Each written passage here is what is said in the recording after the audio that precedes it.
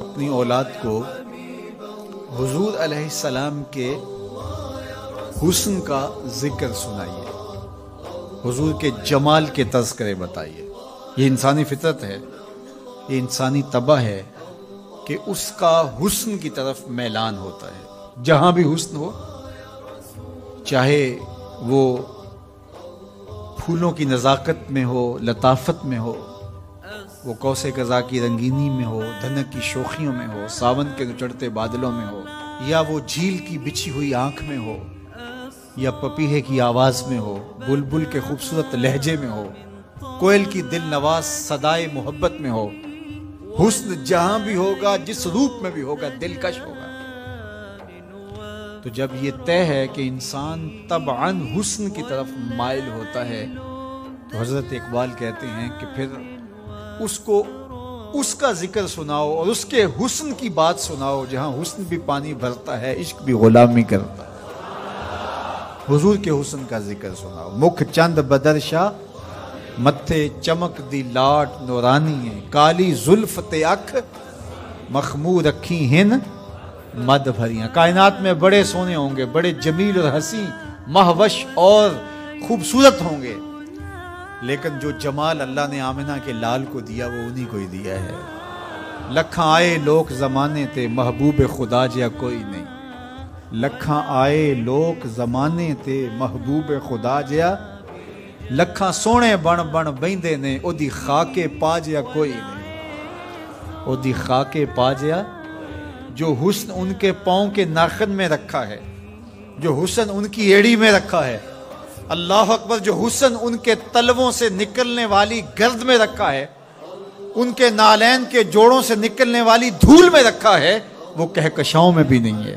جس کے تلووں کا دھون ہے آب حیات، جس کے تلووں کا دھون آب حیات ہے، وہ جان مسیحا ہمارا نبی۔ اللہ اکبر۔ حضرت میمونہ بنت کردم رضی اللہ تعالی عنہ صحابیہ ہیں، فرماتی مجھے شوق ہوا حضور کو دیکھنے کا، تو میں اپنے باپ کے ساتھ حضور کو دیکھنے آئی، اور حضور ناقہ پہ سوار تھے، چہرے کی چمک کہ آنکھ نہیں اٹھتی تھی، کہاں ہمت کے اس جمال کی تابشوں کی تاب لا سکے۔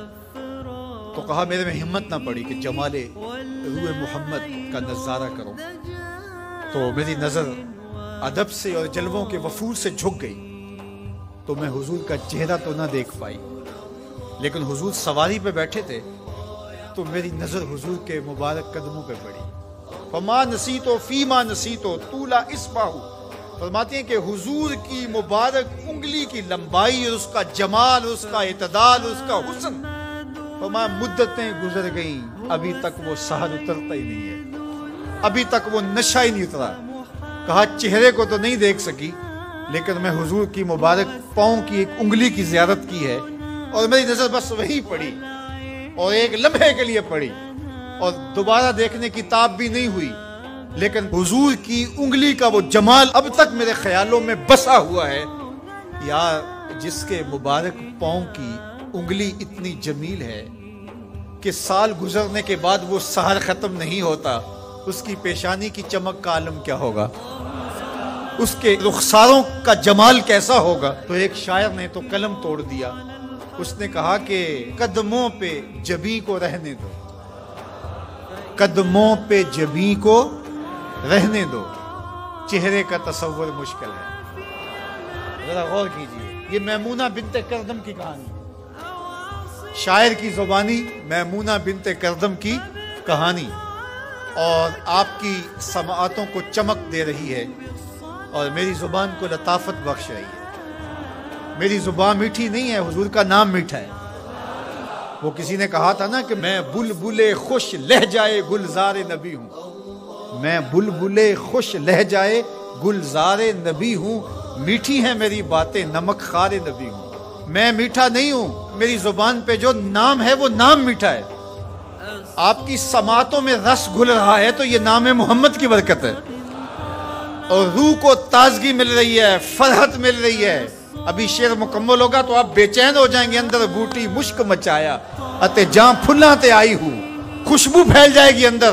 سنیے لفظ میمونہ بنت کردم کہتی ہیں کہ میں اس جمال کو ابھی تک بھول نہیں سکی، وہ نشہ ابھی تک اترا نہیں ہے، وہ حسن ابھی تک نگاہوں سے ہٹا نہیں ہے۔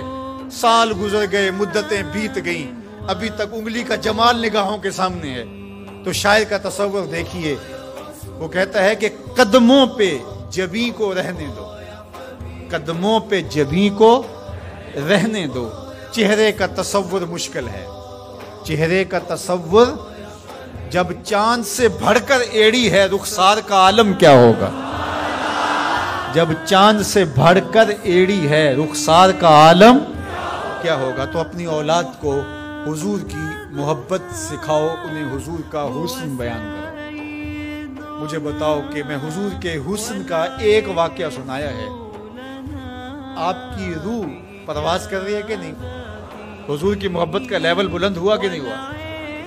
اور یہ ابھی حضور کی مبارک انگلی کا حسن تھا، ابھی رخ منور کا تذکرہ نہیں چھڑا، ابھی پیشانی کی کہانی نہیں چھڑی، ابھی تو لب لالی کی بات نہیں ہوئی، ابھی تو زلف عنبری کی کہانی نہیں چھڑی، ابھی تو ان کی مبارک آنکھوں کی بات ہی نہیں ہوئی۔ کیا خوب سجن دیاں اکھیاں نے، کیا خوب سجن دیاں اکھیاں نے، جمیں پر کے سرائیاں رکھیاں نے، ابھی تو ان آنکھوں کا تذکرہ نہیں چھڑا اور مازاق کے کجلوں کی کہانی نہیں چھڑی، ابھی تو ابروؤں کی بات نہیں ہوئی، ابھی تو لامبی پلکوں کا تذکرہ نہیں چھڑا، ابھی تو ید اللہ والے ہاتھوں کی بات ہی نہیں ہوئی، ابھی تو علم نشرہ کے سینے کا تذکرہ ہی نہیں ہوا، ابھی تو حضور کی مبارک زلفوں کے خم جن کو خدا بھی حمیم کہے، ابھی تو اس کی کہانی نہیں چھڑی، ابھی تو پاؤں کی انگلی کی بات ہے اور روح رقص کر رہی ہے۔ تو جب آپ اپنی اولاد کو حضور کے چہرے کا ذکر کریں گے، حضور کے جمال کی کہانی سنائیں گے، تو ان کے سینے میں حضور کا پیار پیدا ہوگا یا نہیں ہوگا؟